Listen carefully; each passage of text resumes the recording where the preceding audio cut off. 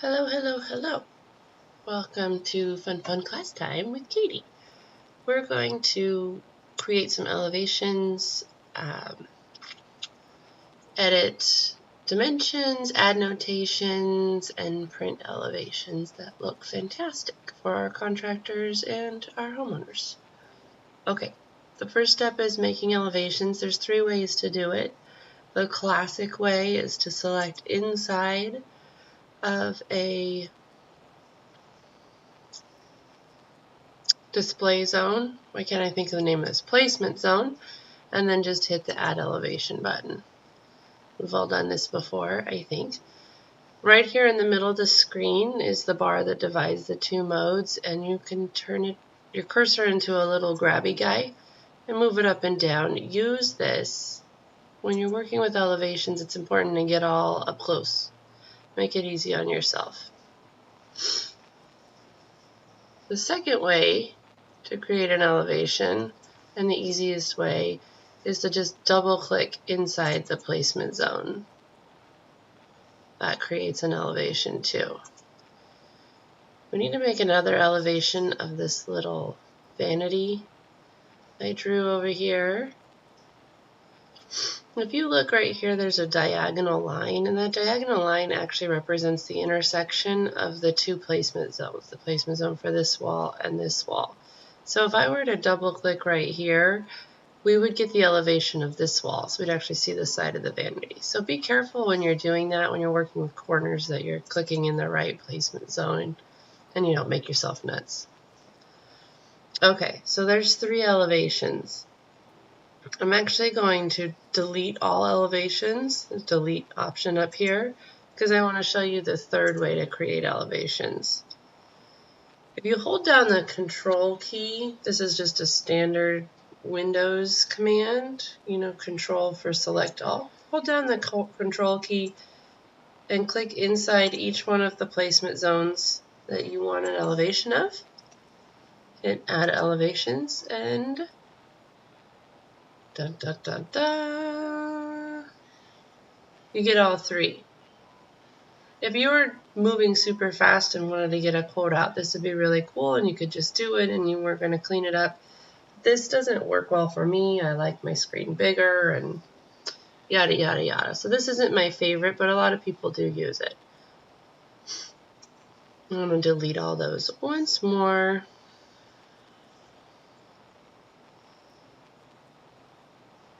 Give it just a second to think. And then I'm going to double click to get the ones I want back.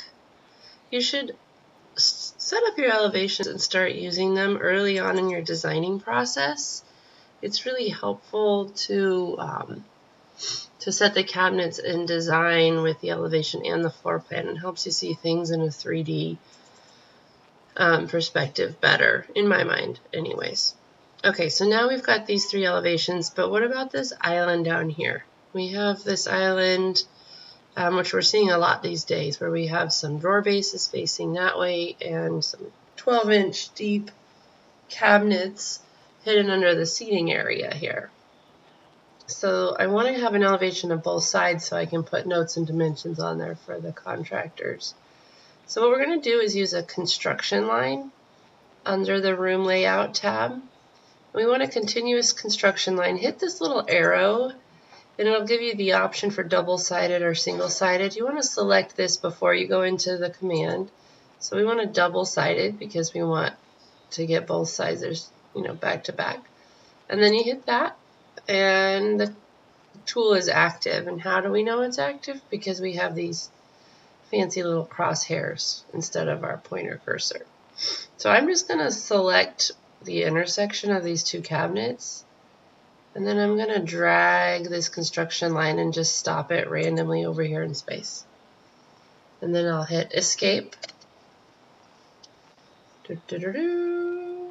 And we've got 2 placement zones. So I'm going to double click those. And we've got our island. If you notice up here on the island elevation, it automatically gave us a dimension of the placement zone. And we'll adjust dimensions later, but I just wanted to point it out that it's going to do that, and it makes no sense. Okay, so now we've got 1, 2, 3, 4, 5 elevations. The problem is the vanity elevation is number 3, and that doesn't really make sense. We wouldn't want it to print in that order. So you can actually reorder these really easily just by holding down the cursor and dragging the elevations around. See, I put it at the end. And now, though, our numbers are all out of order and it doesn't make sense, so we should probably name them anyways. If you want to name an elevation, you just click on the tab. Double-click the tab. Boop. Wham, bam. Okay. I'm going to name this range wall. Very clever name.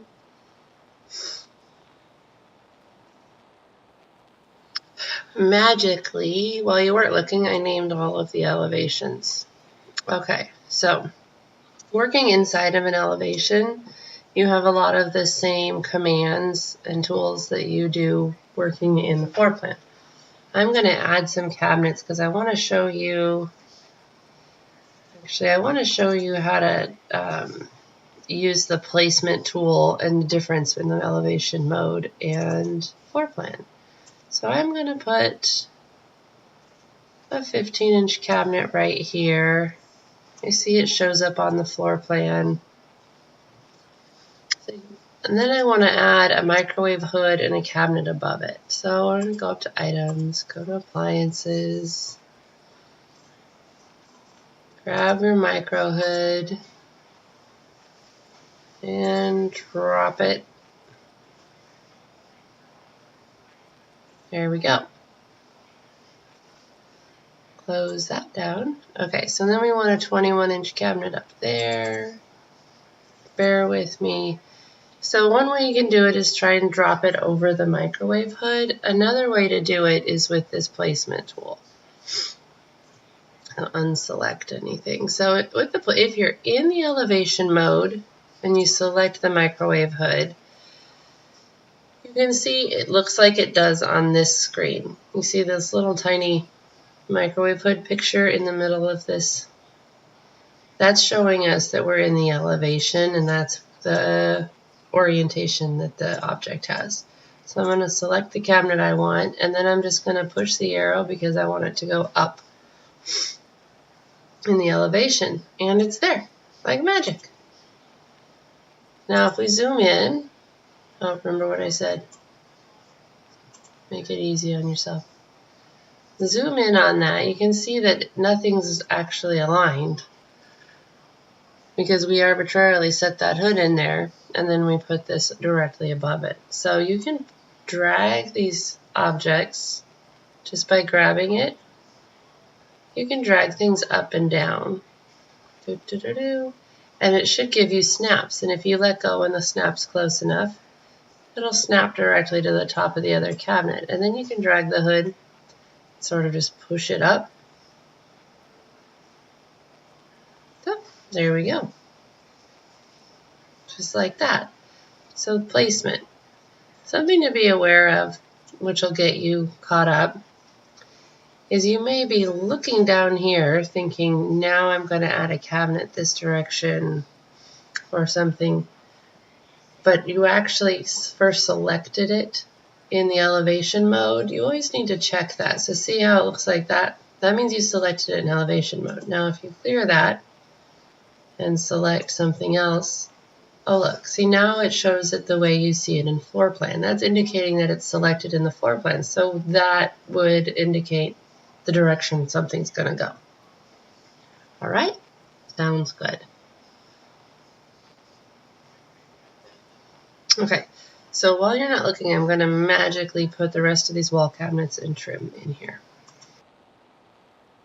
Alakazam! Magic! Okay. So now I've got this completely designed. It's ready to go. We need to print some presentation drawings. First thing we're going to do is spend a little time cleaning up the elevations. I like to use this configure styles. Nope, is that the right one?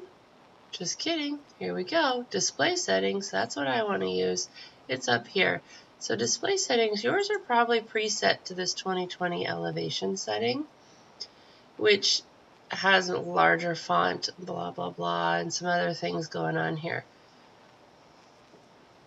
In order to change this, you right-click out here in space. We're just going to go to Display Settings, and you can modify all of these things in here. Dimensions is the big one that I like to adjust within the elevations to give it a cleaner look. So for dimensions, I go ahead and select the whole category of user dimensions and font, and we're going to come in here, make it narrow, make it 8, and then hit Apply. Auto dimensions, and this is the ones the computer does, which is everything we're seeing there. Go ahead and do the same thing. Arial, where are you? There you are. I like narrow, and I like it at 8. You can play with this, make your own look. You know, this is kind of your representation out there to everybody, your first quote, or your quotes and your elevations. So make it look good. Whatever you think looks good, then it looks good. I'm kind of a sucker for Arial. Apply, and then you can come in here. You can adjust things like add-ons. Add-ons, you probably don't need to have them labeled in there. I take out the fillers. I never have the label for fillers because it just takes up too much space in the drawing. Other things like that. You can adjust the outline, if it's dashed or not. If you want something solid or something transparent, you mess with that in here. So play around with this a little bit, and once you get it the way you like it, always hit Apply.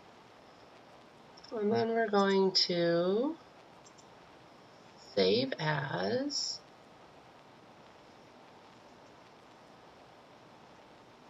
I'm going to type in Whiz-Bang, then we'll save that. So now Whiz-Bang is a scheme. You can delete a scheme if you want, but who would want to do that? Okay. So then when you come up here to your display settings, oh, it won't save Whiz-Bang up here until you restart the program. But you can go like this, display settings, and select Whiz-Bang. Okay. There it is.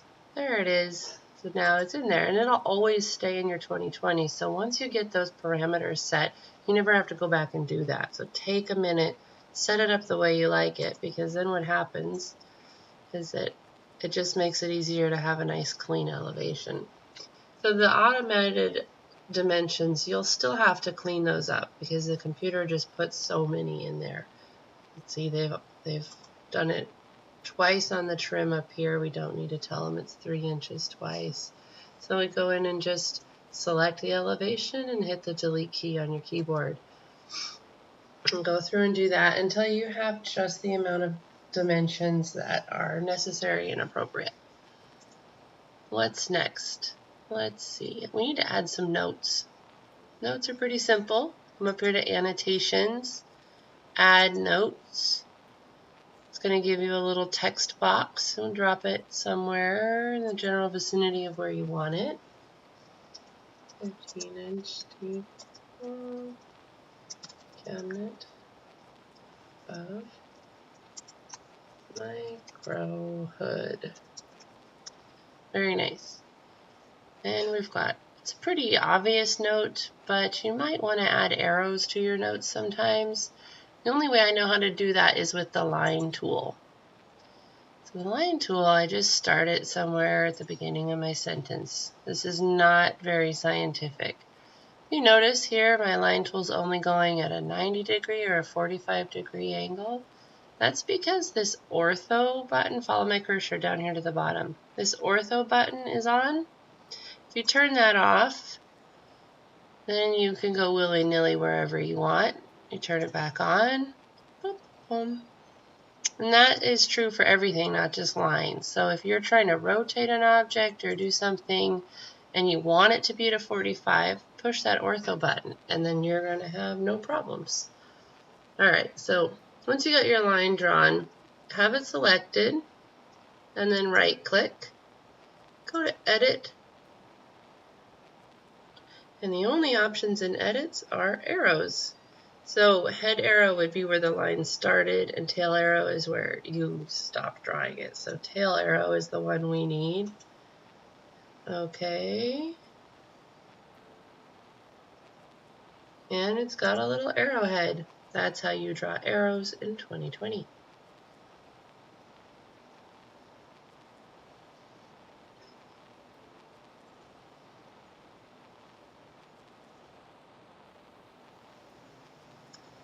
Let's take a look at the island elevations. Remember I mentioned that it was going to put the dimension on the placement zone. Yeah, so we definitely need to delete that.